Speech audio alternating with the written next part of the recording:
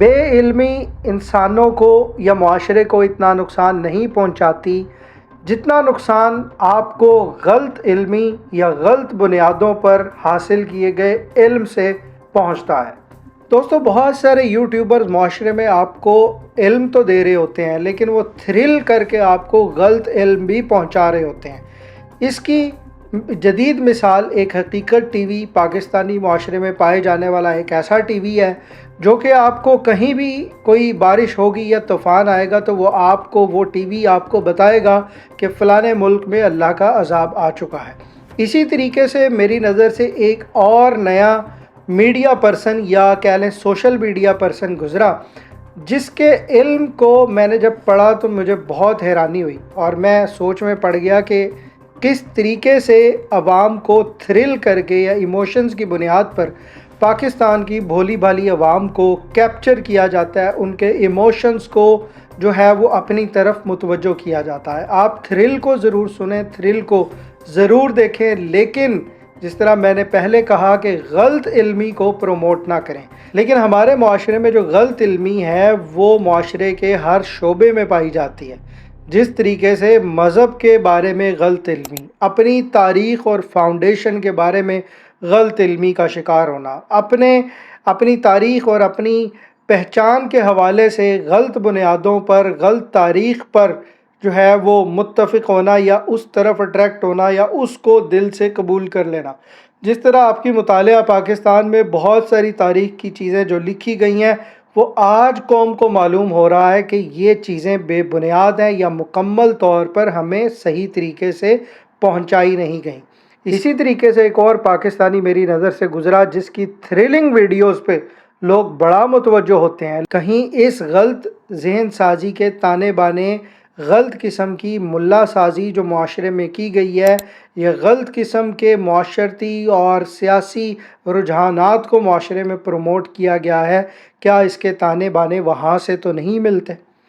تو اسی طریقے سے اس سوشل میڈیا پرسن کی ایک بونگی یہ تھی کہ آسٹریلیا میں ایک شخص نے آرٹیفیشل ہارٹ لگوایا ہے اور اس کی زندگی بڑھ گئی ہے۔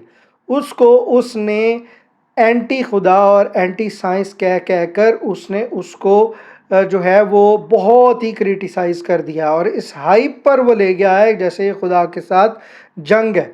تو بھائیو، بات یہ ہے کہ جب آپ سائنس میں، جب آپ سائنسی ترقی کر رہے ہیں، جب آپ دنیا کا کوئی معاملہ کر رہے ہیں تو اس بات کو اچھی طرح سمجھ لیں کہ جب آپ اس چیز کو خدا کے ساتھ ملا دیں گے اور فطرت کے ساتھ ملا دیں گے تو ٹکراؤ پیدا ہوگا۔ وہ ٹکراؤ اس لیے پیدا ہوگا کہ خدا کی معرفت انسان کا ایک ذاتی عمل ہے اور بہت ہی گہرا عمل ہے، لیکن جب آپ روز مرہ کے کاروبار اور دوسروں کے ساتھ لین دین میں خدا اور خدائی فطرت کو گھسا دیں گے تو آپ کا مذہب جو ہے وہ بھی بدنام ہوگا اور آپ کے معاملات بھی خراب ہوں گے۔ تو خدا کو اپنے مقام پر رکھیں، اس کے مقام کا کوئی جوڑ اور میچ نہیں ہے۔ اپنے دنیاوی معاملات میں آپ سائنسی بنیادوں پر کریٹیسائز کر سکتے ہیں، جس طرح آرٹیفیشل انٹیلیجنس آ رہی ہے تو اس میں خدا کو گھسانے کی بجائے اس بات پر کلام کریں کہ آپ نے آرٹیفیشل انٹیلیجنس کو ریگولیٹ کرنے کے لیے پالیسیز وضع کرنی ہے، جو کہ یورپ اور ویسٹ میں آلریڈی اس چیز پر آوازیں اٹھ چکی ہیں، اور وہ آوازیں اس لیے نہیں اٹھیں کہ آرٹیفیشل انٹیلیجنس کوئی غیر خدائی چیز ہے یا غیر فطری چیز ہے۔ وہاں آوازیں اس لیے اٹھ رہی ہیں کہ یہ جو اے آئی ہے اس کو پالیسی کے ذریعے ریگولیٹ کیا جائے۔ تو اس طریقے سے آپ سائنٹیفک تھیوریز کو یا سائنٹیفک کانفلکٹس کو، اختلافات کو اجاگر کرتے ہیں، جس سے کریٹیویٹی بڑھتی ہے۔ آپ اس کریٹیویٹی کو، جب آپ اس سائنس کو اپنی انسان کی بنائی ہوئی چیز کو قرآن سے میچ کرنا شروع کر دیں گے تو خدا کی ذات ایک تو ناراض بھی ہوگی، آپ پر نحوست بھی آئے گی، آفتیں بھی آئیں گی۔ خدا اپنی جگہ ہے اور جو خدا نے انسان کو ذہن دیا ہے تخلیق کرنے کے لیے، وہ تخلیق کرنے والا ذہن الگ ہے۔ جس طریقے سے جہاز انسان نے ایجاد کیا، تو میری نظر میں تو جہاز بھی اگر میں اس کا خدا سے مقابلہ کروانے بیٹھ جاؤں تو میں کہوں گا جہاز ٹوٹلی غیر فطری اور غیر شرعی ہے، کیونکہ یہ آپ کی جان کو خطرے میں ڈال کر دوسرے ملک میں لے جاتا ہے، ہوا میں اڑ کر لے کر جاتا ہے۔ تو اسی طریقے سے آپ نے ان چیزوں کو خدا کے مقابلے میں لا کر کھڑا کرنا نہیں ہوتا، یا خدا کے قرآن سے میچ نہیں کرنا ہوتا۔ تو اسی طرح کا ایک بیوقوف سوشل میڈیا پرسن جس کو لوگ جوک در جوک حقیقت ٹی وی کی طرح سنتے ہیں، یا جو بھائی سنتے ہیں ان کے لیے گزارش ہے کہ اس طرح کی بونگیوں کو جو ہے، اس طرح کی بے علمی کو، اس طرح کی بے بنیاد باتوں کو معاشرے میں فروغ دینے کی بجائے حقیقت کی طرف آئیں۔ اس شخص کا کہنا یہ ہے کہ جو جیپنیز قوم ہے، جیپنیز قوم کے جو طور طریقے ہیں، جو زندگی گزارنے کے ان کے ایتھکس ہیں، روز مرہ زندگی گزارنے کے لیے جو وہ جس طریقے سے ایک دوسرے کے ساتھ وہ انٹریکٹ کرتے ہیں، جو ان کا بیہیویئر ہے، وہ ایک سازشی اور کانسپریسی تھیوری پر مشتمل ہے۔ پہلی بات یہ کرتا ہے کہ ٹرینز کے اندر خاموشی ضروری ہے۔ جاپان میں جب لوگ ٹرینز کے اوپر چڑھتے ہیں تو ان کا خاموش رہنا ضروری ہے، کوئی شخص فون پر بات نہیں کر سکتا، کیونکہ جیپنیز کے اندر رواج ہے کہ وہ کوائٹ پلیسز کو یا خاموش جگہوں کو زیادہ پسند کرتے ہیں اور پروفیشنل اٹائر کو زیادہ پسند کرتے ہیں۔ تو اس شخص نے آگے ایک سوشل میڈیا پر ریومر پھیلائی ہے کہ یہ لوگ جو ہیں یہ ان کو کنٹرول کیا جا رہا ہے۔ کوائٹنس کا مطلب ہے کنٹرول دا کراؤڈ۔ تو کس طریقے سے یہ شخص ورڈ یوز کر رہا ہے، اس کے ورڈز پر غور ہو، اور یہ پڑھا لکھا شخص ہے آپ کے معاشرے کا۔ ہر شخص کی سوچ کو ڈی بنک کرنا ناممکن ہو چکا ہے۔ آپ نے معاشرے میں اتنی غلط فلاسفیز اور اتنی غلط ذہن سازی کو پروموٹ کر دیا ہے، لیکن چند ایک پڑھے لکھے لوگ، جس طرح اینکر صحافی ہیں، جس طرح ایک آپ کا ایک پڑھا لکھا ایجوکیٹڈ صحافی ہے حبیب اکرم، اس نے جو بات کہی اس کی منافقت کو میں نے اجاگر کیا۔ تو جب تک معاشرے میں جھوٹ اور منافقت اوپر سے لے کر نیچے تک ختم نہیں ہوگا، تب تک آپ جو ہے وہ معاشرے کو ترقی کی راستے پر نہیں لا سکتے۔ اب اگلی بات یہ شخص یہ کرتا ہے، جب جیپنیز فوڈ کھاتے ہیں، مطلب خوراک کھاتے ہیں یا خریدتے ہیں دکان سے، تو چلتے ہوئے کھانا پینا الاؤ نہیں ہے۔ آپ سب سے پہلے اس کھانے کو ختم کریں گے اور پھر واک کریں گے۔ تو اس نے اس پر بھی کانسپریسی تھیوری اپلائی کر دی ہے۔ اب اس نے اس پڑھے لکھے سوشل میڈیا پرسن نے، میں اس کا نام نہیں بتاؤں گا، آپ ان باتوں سے خود ہی سرچ کر لیجئے گا یہ شخص کون ہے۔ تو بہرحال اس شخص نے یہ جو بات کہی ہے، آگے اس نے اس کی ریزن بتائی ہے کہ یہ بات کیوں غلط ہے۔ اس نے کہا کہ یہ جیپنیز کو کوئی شخص کنٹرول کر رہا ہے، ٹھیک ہے، اور اس نے اس کی ریزن یہ بتائی ہے کہ ایسا واک کرتے ہوئے آپ کھا کیوں نہیں سکتے، کیونکہ ان کو موشن یا موومنٹ پسند نہیں ہے، ٹھیک ہے۔ ارے بیوقوف، جتنی موومنٹ جیپنیز کے اندر ہے، جتنی ایکٹیویٹی جیپنیز کے اندر ہے، تمہارے اندر نہیں ہے، ہماری قوم کے اندر وہ ایکٹیویٹی نہیں ہے۔ تو بہرحال ان باتوں کو میں ڈی بنک کروں گا ایٹ دی اینڈ، لیکن کتنی بے بنیاد باتیں یہ کر رہا ہے، یہ ان کے سوشل نارمز ہیں، ہر قوم کے سوشل نارمز ہوتے ہیں کچھ۔ اب آگے آئیں، اور یہ صرف جیپنیز کی بات نہیں ہے، جیپنیز کے علاوہ بہت ساری قومیں، اسکینڈینیوین قومیں جو ہیں، اسی طرح تائیوان اور ساؤتھ کوریا یا نارتھ کوریا، وہاں بھی لوگوں کے اندر ایسے راہ و رسم پائے جاتے ہیں، لوگ ایسے رواج کو فالو کرتے ہیں۔ جس طرح آپ کے معاشرے میں آپ جب پان کی پچکاری پھینکتے ہیں، تو میں نے تو وہاں یونیورسٹیز کے اندر پان کی پچکاریاں لوگوں کو مارتے ہوئے دیکھا ہے۔ تو جس طرح آپ کا یہ کلچر ہے، اسی طریقے سے ہر قوم کے کچھ نارمز ہوتے ہیں۔ اچھا، اب یہ بڑے مزے کی بات ہے، یہ کہہ رہا ہے جو جیپنیز ہیں ان کو سڑکوں پر محبت کرنا الاؤ نہیں ہوتا، ٹھیک ہے۔ تو مطلب سڑکوں پر ڈسپلے آف افیکشن جو ہے وہ نہیں کر سکتے، کیونکہ جب سڑکوں پر ڈسپلے آف افیکشن کریں گے، ایموشنز کریں گے، تو دوسرے لوگ ڈسٹرب ہوں گے۔ جبکہ ویسٹ میں اور یورپ میں اس کا اپوزٹ کانسیپٹ ہے، وہاں پہ لوگوں کی ویلیوز اور نارم یہ ہیں کہ آپ سڑک پہ چلتے ہوئے کسنگ کر لیں یا چھوٹا موٹا حق کر لیں تو اس کی خیر ہے، وہ چلتا ہے، ٹھیک ہے۔ لیکن جاپان میں یہ چیز الاؤ نہیں ہے، تو وہ اس کو بھی کنٹرولنگ کہہ رہا ہے تاکہ چیزیں آرڈر میں رہیں اور لوگ جو ہیں وہ کنٹرول میں رہیں۔ اب یہ ان کا ایک نارم ہے، لیکن یہ اس کو کانسپریسی تھیوری پریزنٹ کر رہا ہے۔ اگلی بات سنیں، جاپان میں لوگوں کا طرز عمل یہ ہے کہ وہاں پر جو ڈسٹ بینز ہوتی ہیں وہ بھی غائب ہوتی ہیں، اور جو کوڑا ہوتا ہے وہ بھی غائب ہونی چاہیے۔ مطلب نہ کوڑا نظر آئے، نہ کوڑے دان نظر آئیں۔ کوڑے دان تو ہوتے ہوں گے، لیکن ظاہر ہے کہ کہنے کا مقصد یہ ہے کہ وہاں پر ویسٹ کو یا کوڑے کو یا گاربیج کو سڑکوں پر پھینکنا یا لٹرنگ کرنا الاؤ نہیں ہوگا۔ اب بات یہ ہے کہ یہ اس کو بھی کانسپریسی تھیوری کہہ رہا ہے کہ یو کیری یور رسپانسبلٹی، اس کے ورڈز پر غور ہو، یہ کہہ رہا ہے you carry your responsibility the system watches when you decide not to. अब ये वॉचेज के वर्ड को बोल्ड कर रहा है। इतने बेवकूफ़ और थ्रिलिंग किस्म के हैं पंजाबी और पाकिस्तानी, ये उसको भी कॉन्स्पिरेसी थ्योरी बना रहा है। अरे बेवकूफ़, जिस इस्लामी मुल्क, तरक्की याफ्ता मुल्क में मैं खड़ा हूँ, यहाँ पर भी यही रूल्स हैं। जितने भी तरक्की याफ्ता ममालिक हैं वहाँ पर लोग अपने घरों का कूड़ा खुद बाहर फेंकने आते हैं। डस्टबिन्स पड़े होते हैं, वो डस्टबिन्स में आकर खुद ही तमाम के तमाम जो हाउस होल्ड होते हैं, होम ऑनर्स होते हैं, लैंडलॉर्ड्स होते हैं, उनको अपने घरों का कूड़ा बाहर आकर खुद फेंकना पड़ता है।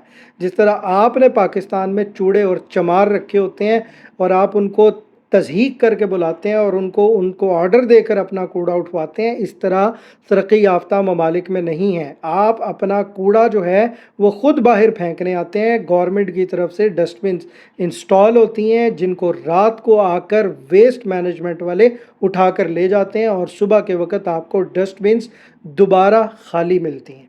ठीक है, तो इनकी अकल देखें और हमारी आवाम की अकल देखें कि किस तरीके से वो इन सोशल मीडिया इन्फ्लुएंसर्स के पीछे भागते हैं और अपने इल्म को तबाह करते हैं, अपनी सोच और जहनीत को ख़राब करते हैं। अब ये शख्स इतना बेवकूफ़ है, इतना बेवकूफ़ है, कहता है कि जब रेड लाइट होती है तो आपको रोड के ऊपर खड़े होना होता है। अब रोड के ऊपर खड़े होना है तो इसका मतलब है कि स्टॉप, आप वहाँ पर क्वेश्चन नहीं कर सकते। ठीक है, अब ये उसको क्या नाम दे रहा है, अब आप ये उसके लिए जुमला क्या यूज़ कर रहा है, you never question the system. उसको पता नहीं कोई दज्जाली बनाकर पेश कर रहा है।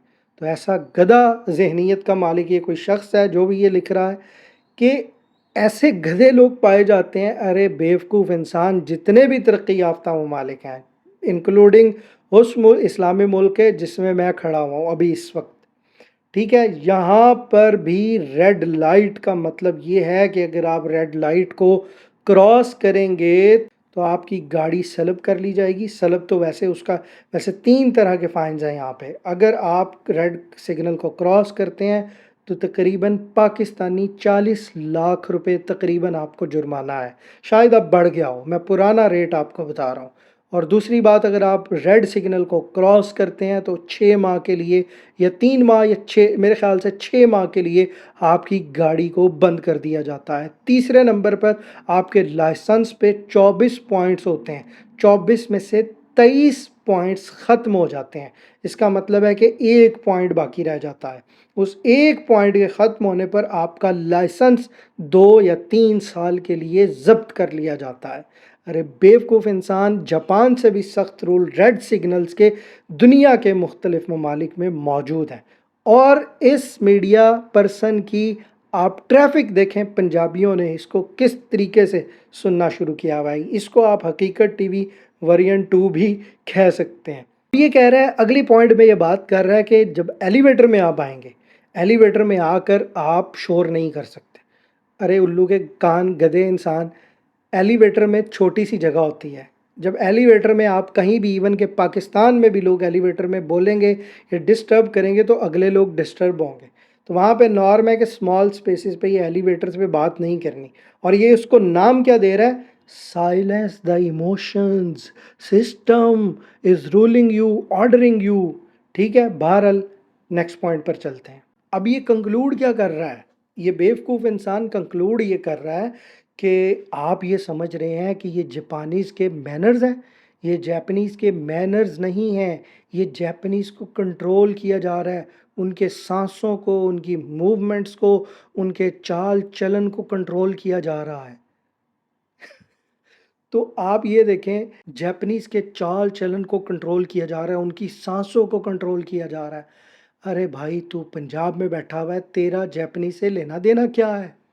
ठीक है, तू एक मार्शल लॉ के निज़ाम में बैठा हुआ है पिछले 50 सालों से, तू जापानीज़ पे जाके तनकीद कर रहा है। और जापानीज़ के बारे में ये बात याद रखिए कि जापानीज़ का रवैया और जापानीज़ के एथिक्स और उनका मोरल वैल्यू सिस्टम, दुनिया उसकी मिसाल देती है। मेरे घर एक तकरीबन आज से 15 साल पहले, मैं छोटा सा था, मेरे पास एक स्पीकर हुआ करते थे। उन स्पीकर्स को लेने के लिए एक कोरियन शख्स पाकिस्तान में मेरे घर आया और उस शख्स ने आते ही हमारे घर में, आपको मालूम है कि क्या हरकत की, उसने मेरे घर में एंटर होते ही کسی اور چیز کو نہیں دیکھا، نہ پروڈکٹ کے بارے میں پوچھا، نہ وہ چیز لینے آیا اس کے بارے میں پوچھا، نہ قیمت کے بارے میں پوچھا، اس نے آتے ہی ایک کام کیا، وہ مکمل طور پر جھک گیا۔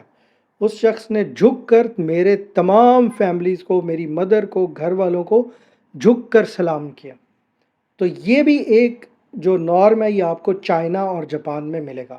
تو بہرحال ہر سوسائٹی کے، ہر ملک کے لوگوں کی طبیعتیں اور قبائلوں کی اور ہر قبیلے کی جو طور طریقے ہیں، اطوار ہیں، وہ مختلف ہوتے ہیں، ٹھیک ہے؟ تو ان کو کانسیپریسی بنا کر پیش کرنا، یہ ایک پاکستان کے ایک انٹلیکچوئل سے یا پاکستان کے ایک سوشل میڈیا انفلوئنسر سے اسی چیز کی توقع کی جا سکتی ہے۔ سب کے بارے میں ایسی بات نہیں کی جا سکتی، لیکن بڑے بڑے پڑھے لکھے ڈاکٹر پاکستان کے ذہنی طور پر اپنے غلط علمی کی بنیاد پر لوگوں کو تبلیغ کر رہے ہیں، چاہے وہ مذہب کی ہو، چاہے وہ سیاست کی ہو، غلط کانسیپٹس کی بنیاد پر تبلیغ کر رہے ہیں۔ اب خیر معاشرے میں شعور آ چکا ہے، جب سے معاشرے نے مطالعہ پاکستان سے ہٹ کر تاریخ کی کتابیں پڑھنا شروع کی ہیں۔